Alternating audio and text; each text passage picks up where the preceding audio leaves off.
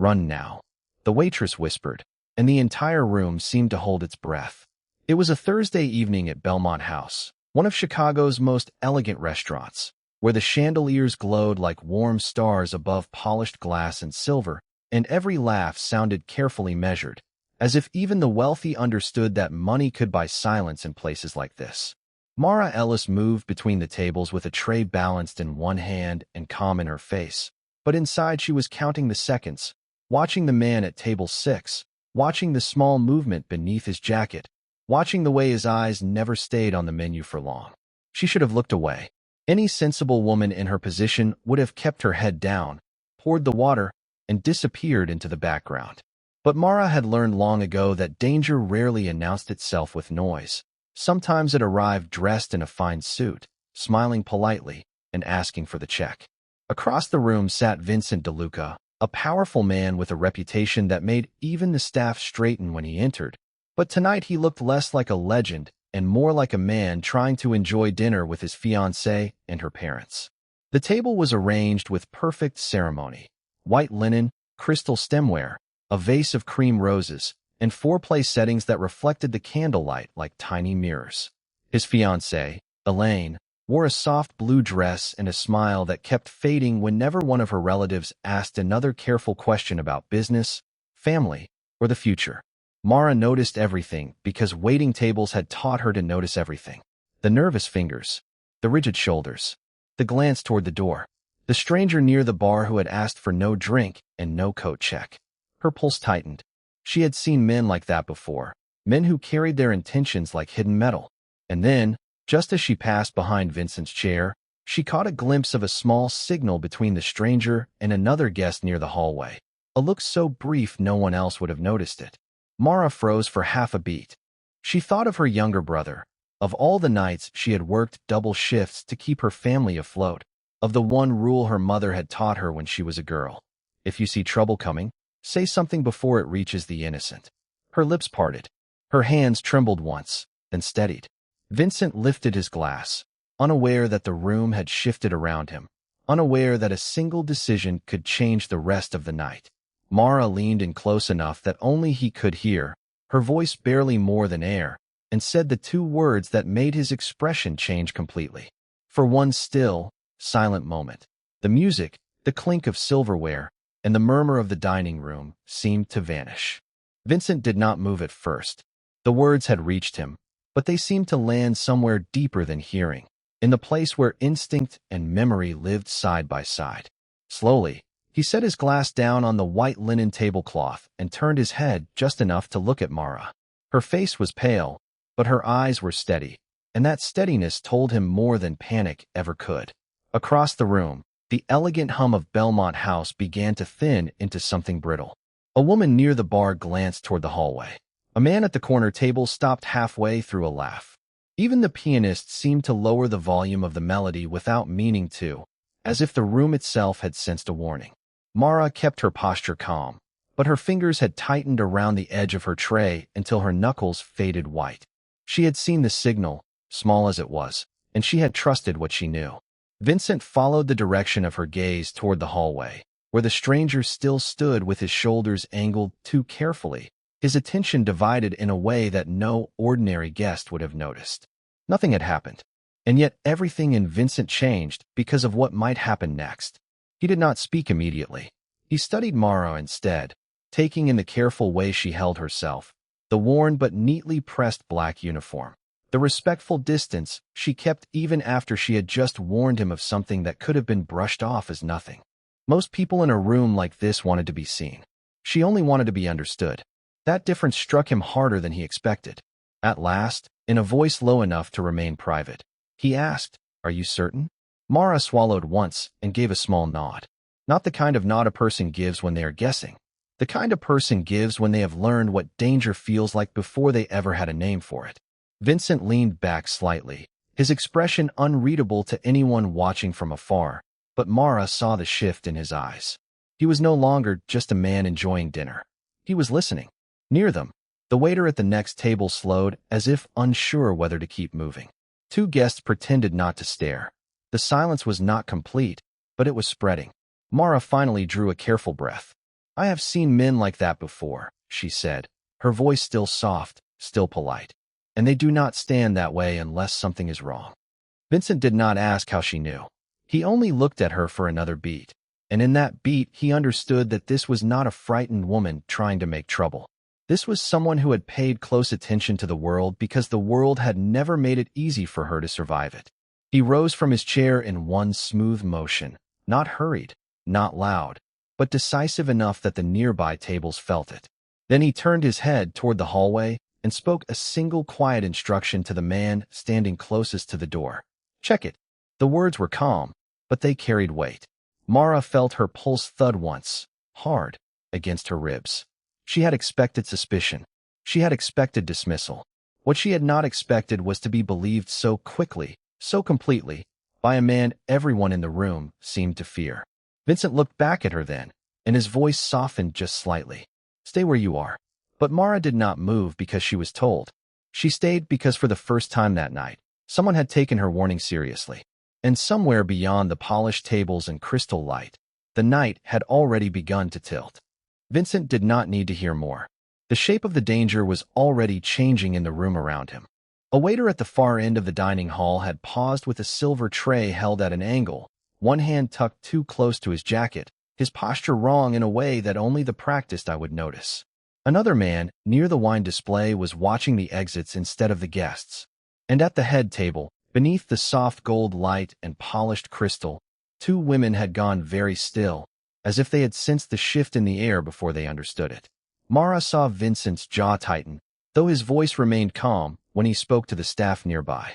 Move the guests away from the center aisle, he said quietly, and keep the children back from the doors. The man he had addressed did not argue. He simply nodded and vanished with swift, controlled purpose. Mara stood near the sideboard, her hands folded so tightly that her fingers ached. She had done what she could. Now the room seemed to be waiting for something no one wanted to name. Vincent stepped closer to her, not enough to alarm anyone, but near enough that his presence steadied the space between them. You saw something, he said in a low voice. It was not a question. Mara swallowed and kept her eyes on the table settings, on anything except the fear growing in the room. I saw enough to know something was wrong. Vincent studied her for a brief, silent moment, and in that moment he understood what kind of courage it had taken for her to speak at all. Not the loud kind. The kind that cost something. The kind that came from living through too much silence. He turned his head slightly, gave one restrained signal, and within seconds the atmosphere in Belmont House changed from elegant to guarded. Guests glanced around in confusion as staff began to redirect conversations, drawing people toward the edges of the room with practiced courtesy. No one raised their voice. No one needed to. Vincent's eyes never left Mara. Did you recognize anyone? He asked. Mara hesitated, then shook her head once. Only the feeling, she admitted, and the way they were watching the family. That answer landed harder than any accusation could have. Vincent had learned long ago to trust the instinct people only admitted when their fear was already real.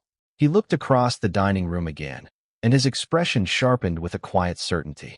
Whoever had tried to come into his world hidden behind a polite smile had made one mistake. They had not counted on the waitress. They had not counted on the fact that she had noticed what others missed. And they had certainly not counted on Vincent deciding, in that silent stretch of time, that no one under his roof would be left exposed. He lifted his hand once, and another guard moved without hesitation. Mara felt the room tighten around her like a held breath, but for the first time, she was not alone inside it. Vincent glanced back at her, his voice low and steady. You are safe here. Mara almost laughed at the impossibility of it, not because she did not want to believe him, but because safety had never come easily to her. Yet something in the way he said it made the words feel less like comfort and more like a promise. Across the room, the family at the head table still had not understood how close they had come to disaster, but the danger had already begun to lose its power. The night was no longer in the hands of the people who had come to ruin it. It was in the hands of the man who had seen the truth first, and the woman who had dared to speak it. And as the chandeliers shimmered above the tense, quiet room, Mara realized that whatever came next would change everything. Vincent did not lower his hand until the room had fully understood that something had changed. The quiet was not complete, but it was fragile enough to break with a single sound, and even the faintest movement now seemed to echo under the chandeliers. Mara stood near the edge of the dining hall, still holding the silver tray she had abandoned only moments before, her fingers tight around its rim as if it were the only steady thing left in the world. She had expected suspicion. She had expected dismissal. What she had not expected was that the man at the center of the room would listen to her, as if her warning carried weight. Vincent turned slightly, his gaze moving across the guests, the staff, the entrance, and then back to her. There was no panic in him now, only a hard, measured awareness that made the polished room feel suddenly smaller. He spoke without raising his voice, but every word landed with authority. No one leaves the table. No one touches the doors. And no one makes a move unless I say so. The nearest guards reacted at once, shifting into place with the kind of precision that came from long practice and absolute trust. Mara noticed how quickly the staff obeyed him, how even the manager near the far wall had gone pale and still. It was not fear alone that held them. It was certainty. Vincent had seen something they had not. Mara forced herself to breathe slowly, though her chest still felt tight. She had spent too long learning how to make herself small in rooms like this, how to become useful without becoming noticed, how to survive by reading danger before it could find her. Tonight, that habit had brought her to the edge of her own courage, and now she could feel the strange, unsettling relief of being believed. "You should stay behind me," Vincent said, his tone lower now, directed only at her. Mara almost answered with pride, almost told him she was not the kind of woman who needed protecting. But the truth was simpler and more tired than pride. She had been protecting herself for so long that the idea of anyone standing between her and the world felt almost unreal. Still, she did not step back. She stayed where she was, close enough to see the sharp line of his jaw and the calm force in his expression, close enough to know that he was not pretending. Around them, the guests remained seated in uneasy silence, their earlier conversations gone thin and meaningless. Crystal glasses stood untouched. Linen napkins rested in perfect folds. The entire room had become a tableau of elegance waiting for the wrong hand to disturb it. Vincent's eyes tracked the far end of the hall again, where the tension had settled into places most people would never notice. His bodyguards moved with quiet discipline, taking positions that looked casual to anyone careless enough not to understand their purpose. Then Vincent looked back at Mara, and for a brief second the steel in him softened. "You did the right thing," he said. Mara blinked, because no one had ever praised her for noticing trouble. Most people had told her to keep her head down, to stop asking questions, to leave things alone. But Vincent's voice made no room for doubt. He meant it. He meant every word. The sound of distant footsteps reached them from the corridor outside the dining hall, and the room seemed to tense all at once. Not in panic, but in readiness. Vincent did not flinch. He simply raised his eyes toward the entrance and said, almost casually, "Now we find out who came here thinking they would not be seen." Mara felt the air change again, only this time it was different. The danger was still there, but so was something else. Purpose. And standing beside the man who had taken her warning seriously, she realized that whatever happened next, she was no longer invisible. Vincent did not look away from the entrance, but the change in the room had already spread through him like a current. The footsteps outside were measured, deliberate, and too calm to belong to anyone who was simply passing by. Mara heard them too, and her shoulders tightened as she stood beside the linen-draped table, still holding the silver tray she had dropped only moments before. The chandeliers above them threw a warm, polished light across the dining room, but it could not soften the tension that had settled over every polished surface. Crystal glasses stood untouched. Conversations had vanished. Even the quiet movement of silverware had given way to a silence that felt almost ceremonial. Vincent finally turned his head slightly toward Mara. "Stay close," he said, low enough that only she could hear. It was not a command spoken with impatience. It was protection, simple and clear. Mara swallowed, her pulse steadying just enough to obey. She was used to being invisible in rooms like this, used to moving quietly and lowering her eyes when powerful people spoke. But tonight, the world had shifted around a single warning, and Vincent had chosen to believe her. That choice had changed everything. The corridor door opened at the far end of the room, and two men entered with the kind of restrained confidence that made the air feel thinner. They were dressed too neatly, smiled too little, and carried themselves as if they expected every room to make space for them. One of them paused when he saw Vincent standing at the center of the dining hall. The other let his gaze drift across the table's settings, the guests, the staff, and finally Mara, as if weighing what kind of trouble she might be. Vincent did not move to greet them. He did not offer a handshake. He simply watched, his expression unreadable. "You are late," he said calmly. The man in front smiled as if he had come with an explanation already prepared, but Vincent raised one hand before a single word could be spoken. "Do not insult me with a lie," he said. The smile vanished. Mara felt the room tighten around that sentence. No one spoke. No one dared. Vincent's voice was not loud, but it carried with a weight that made every detail sharper, every breath more conscious. He was no longer simply a guest at the table. He was the reason the table had become a stage. One of the men glanced toward the side corridor, and Mara noticed the subtle shift in his jaw, the way his fingers flexed once before settling again. He had not expected her to notice that. He had not expected anyone to. But Mara had spent years learning how danger entered a room. Not always with shouting. Sometimes with perfect manners and careful shoes. Vincent followed her gaze and caught the same small detail. His eyes narrowed, not in fear, but in recognition. He was reading the room now the way she had read it first. "Who sent you?" he asked. The question landed softly, but it struck the room with force.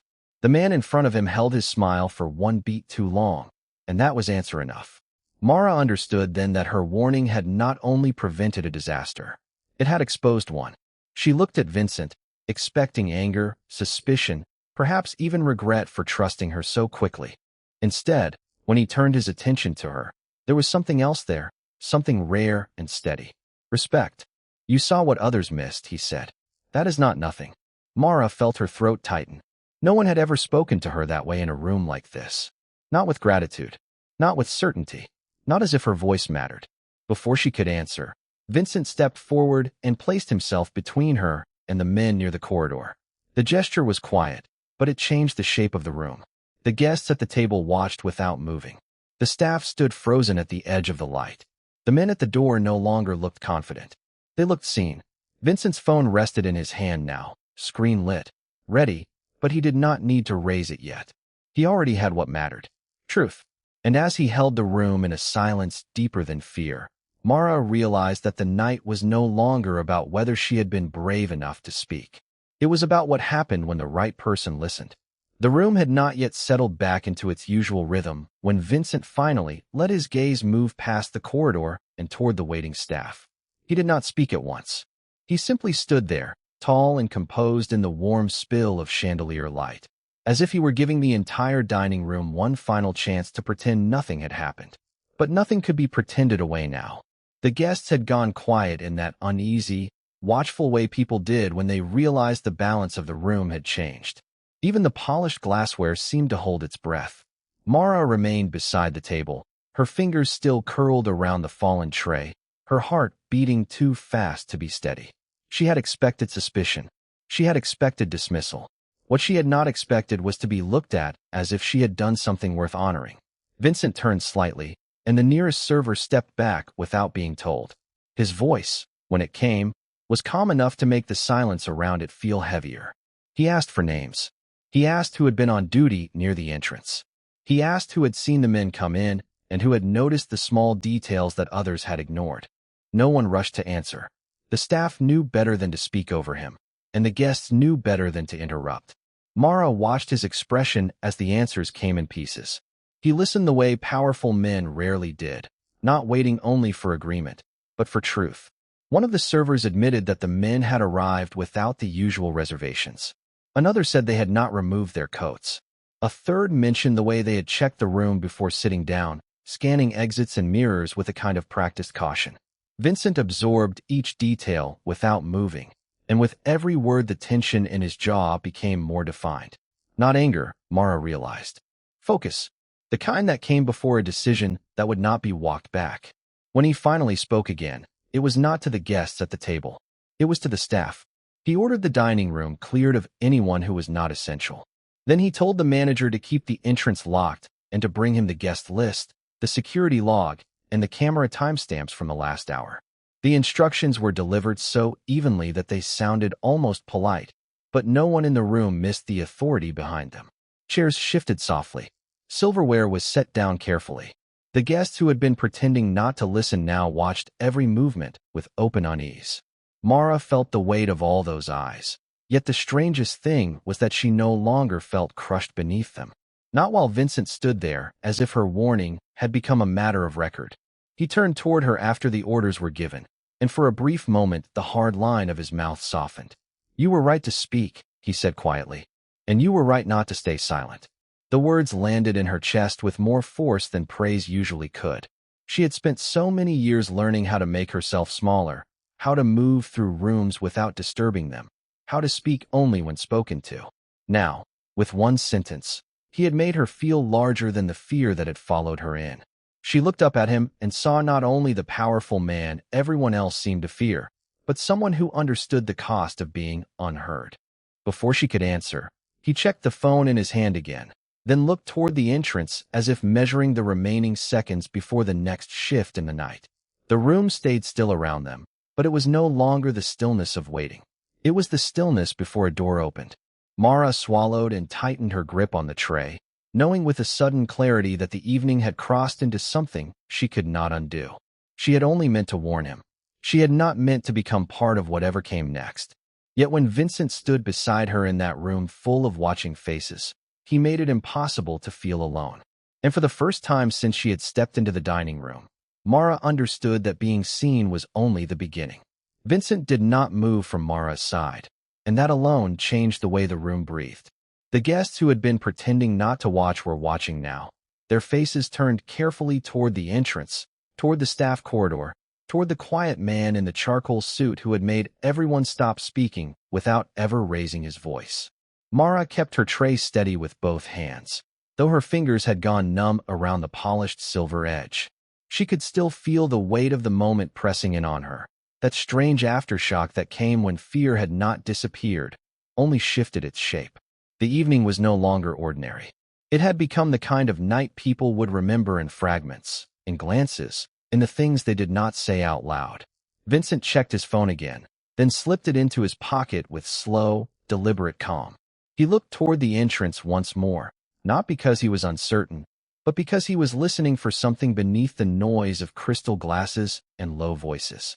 Mara noticed that he was no longer standing like a man waiting for trouble. He was standing like a man who had already decided what would happen if trouble arrived. That steadiness reached her in a way she had not expected. It did not erase the danger, but it gave her something sturdier to stand on. For the first time since she had started her shift, she did not feel like a worker moving through a room full of strangers. She felt like someone who had been brought into the center of a decision. Vincent turned slightly toward her, his expression unreadable in the warm light, but there was nothing distant in it now. He was measuring the room, yes, but he was also measuring her, not in judgment, in recognition. Mara swallowed and looked down for a moment, then back up, surprised by how difficult it was to keep her voice even. "I only wanted to warn you," she said softly, as if saying it more plainly might make her feel braver. Vincent's gaze stayed on her, calm and direct. "And you did," he answered. "You saw what others missed." The words should have been simple.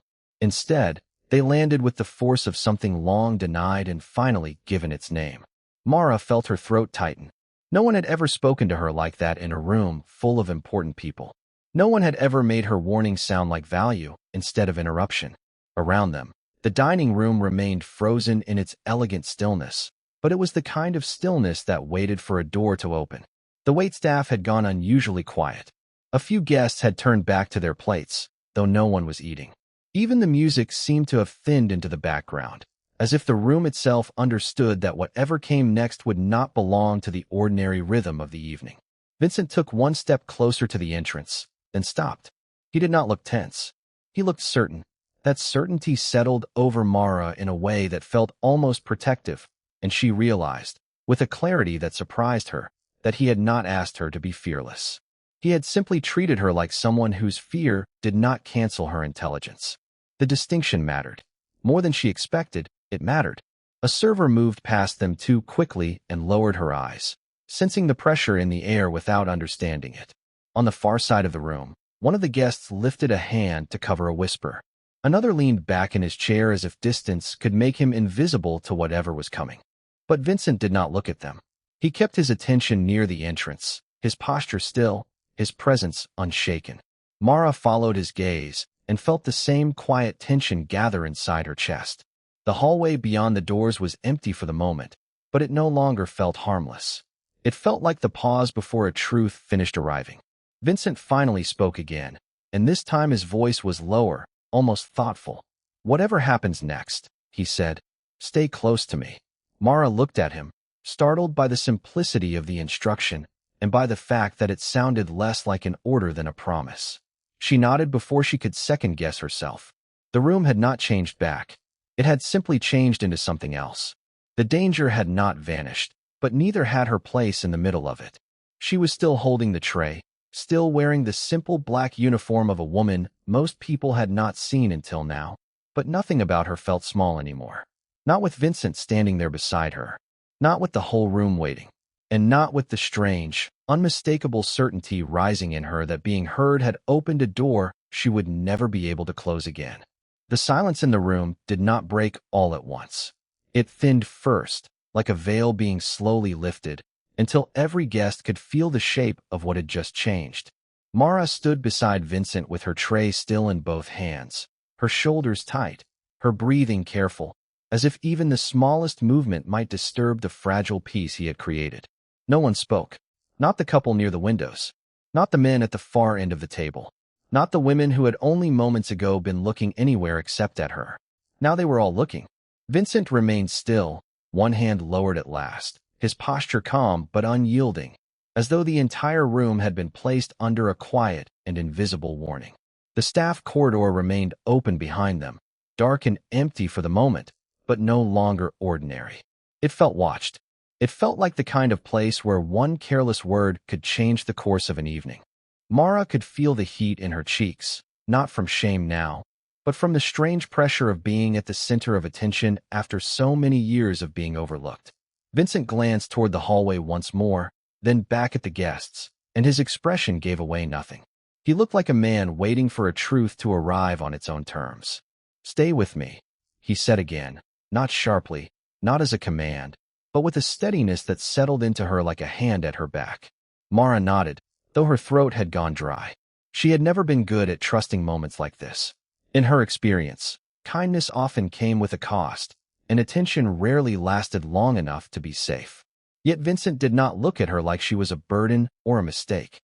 He looked at her like she had already proven something important. Around them, the guests began to sense it too. Something had shifted beyond the simple interruption of the evening. The room no longer belonged to those who had arrived wearing polished shoes and practiced smiles. It belonged to the truth now, and truth had a way of stripping polish from everything it touched. From the edge of the dining room, the manager appeared at last, his pace careful, his face arranged into the expression of a man trying very hard not to look alarmed. He stopped when he saw Vincent beside Mara, and whatever he had planned to say seemed to vanish before it reached his mouth. Vincent turned his head slightly, just enough to acknowledge him. "Who came through that corridor?" he asked quietly. "And why was there a delay?" The question was simple, but it carried more weight than any raised voice could have. The manager swallowed. Mara watched his confidence falter, watched the certainty drain from his face as he realized the evening had moved beyond his control. He began to explain, but the words came out unevenly, tangled with excuses that no one in the room seemed interested in hearing. Vincent did not interrupt. He only listened, and that silence was somehow more disarming than anger. Mara could feel the eyes of the guests moving between them, trying to understand what they were witnessing. Some had come for dinner. Some had come for business. None of them had come expecting to watch a quiet woman in a black uniform stand beside a man everyone else had been too afraid to challenge. And none of them had expected that he would make room for her there, in front of all of them, without hesitation. Vincent finally spoke to the manager in a tone that was almost gentle. "Get the person responsible," he said. "Now." The room seemed to hold its breath again. Mara looked down at the polished edge of her tray, then back up at Vincent, and for the first time she understood that his protection was not about spectacle. It was about certainty. He did not need to prove he had power. He only needed to use it when it mattered. The manager hurried away, and the space he left behind felt larger, colder, more exposed. Mara shifted her weight slightly, still unsure of her place in all of this, but Vincent did not allow the distance to grow. He remained where he was, close enough that she could hear the calm rhythm of his breathing, close enough that the room could not pretend she was invisible again. Then, from somewhere beyond the dining room, there came the faint sound of hurried footsteps. Not loud, not dramatic, just enough to make every person in the room turn their head at once. Vincent's gaze moved toward the entrance, and the muscles along his jaw tightened almost imperceptibly. Mara noticed it, and her own pulse answered. Whatever had been delayed was now on its way. Whatever explanation had been hidden was no longer going to stay hidden much longer. The room did not feel safe, exactly, but it did feel honest. And that honesty had an edge to it that made every second feel important. Mara drew one steady breath and kept standing beside Vincent as the footsteps grew nearer, no longer alone, no longer unseen, and no longer willing to shrink when the truth arrived. The footsteps reached the doorway at last, and the room seemed to hold its breath with them. An older man in a navy suit stepped inside, followed by a woman with a tablet tucked against her chest, and a hotel manager who looked as if he had been praying for this moment to end differently. The first glance they gave the dining room was enough to tell Mara that something important had already been lost in the delay. Vincent did not speak right away. He only shifted slightly, one hand still resting near Mara, as if his presence alone could keep the room steady. The older man's face changed when he saw him. Relief first, then caution, then the careful expression of someone who had just walked into a truth he no longer had the luxury to ignore. "Mr. Vale," he said quietly, as if raising his voice might break something fragile. "There you are." Vincent's answer was calm, almost gentle. "You kept them waiting." The manager swallowed hard and glanced toward Mara, then away again, as though he had only just realized who had been standing at the center of all that silence. The woman with the tablet stepped forward and began speaking in a low, precise voice about the error in the reservation, the confusion at the front desk, and the way the instructions had not been followed. But none of it landed the way she seemed to hope it would. The important thing had already happened. Mara had been dismissed, corrected, and made small in front of strangers. Then she had been seen. And now, with Vincent standing beside her, the rest of the room had no choice but to notice what that meant. The older man looked directly at Mara for the first time, and the embarrassment on his face was immediate and plain. "Miss," he said, his tone changing as he understood the shape of the mistake. "You should not have been treated that way." Mara did not know whether to answer. Her fingers tightened around the tray, and for a moment the only sound was the soft murmur of the air vents overhead. Vincent did not let the apology sit alone in the air. "This was not an inconvenience," he said, his voice level, every word measured. "It was a failure of judgment." The manager nodded too quickly, too eagerly, clearly hoping agreement would somehow save him. Vincent's gaze did not move from him. "She was speaking the truth," he continued. "She was asking for basic respect. That should never have become a test." The woman with the tablet lowered her eyes. Even she seemed to understand that there was no graceful way to explain what had already been exposed. Mara felt her chest tighten, not from anger now, but from the strange ache that comes when humiliation begins to turn into something else. Not victory. Not yet. Something quieter. Something steadier. The older man cleared his throat and turned the conversation toward what would be done next, what would be corrected, what would be changed before the night ended. Vincent listened without interruption, and when he finally answered, his words were firm enough to reshape the room without ever rising above a calm voice. "She will not be spoken to that way again," he said. "Not tonight. Not here." The manager's apology came out awkwardly, but it came out. And this time, no one laughed. No one looked past Mara. No one made her feel as if she were standing at the edge of a place she did not belong. Vincent glanced at her then, and the change in his expression was so slight that only someone watching closely would have caught it. The anger had not vanished, but it had given way to something warmer, something protective, something that made the room feel less like a stage and more like a boundary being drawn. Mara looked at him, and for the first time all night, she let herself breathe without fear of being cut down for it. The older man promised a private correction, a formal review, and a personal apology from everyone responsible. It sounded polished. It sounded careful. But what mattered was that it sounded real. As the officials began retreating into practical words and embarrassed nods, Vincent remained where he was, still beside Mara, still making it impossible for anyone to forget the truth of her presence. The guests who had looked away before now watched in silence, and not one of them seemed eager to repeat the mistake. Mara's shoulders slowly lowered. Her hands loosened around the tray. She had come into the room expecting judgment, and instead she had found witness. She had expected dismissal, and instead she had found a man who refused to let her disappear. Vincent looked at her once more, and in that look there was no performance, no spectacle, only the steady certainty that dignity, once defended, could begin to return. The night was not over, but it had changed shape, and in the quiet that followed, Mara understood that the hardest part had not been speaking the truth. It had been believing that someone powerful enough to matter would stand beside her long enough to make that truth count.